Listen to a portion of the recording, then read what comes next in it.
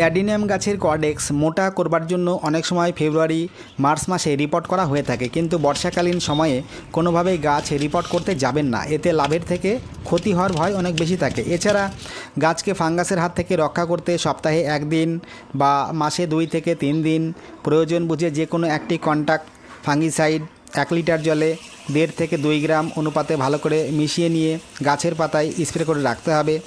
এছাড়া গাছের মিডিয়াতেও প্রয়োজন বুঝে ব্যবহার করা যেতে পারে।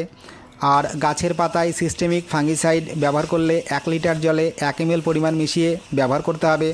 এছাড়া নতুন পাতায় বিভিন্ন ধরনের মাকড়ের আক্রমণ ঘটে থাকে, যা গাছের বৃদ্ধির জন্য বাধার অন্যতম একটি কারণ হয়ে দাঁড়ায়।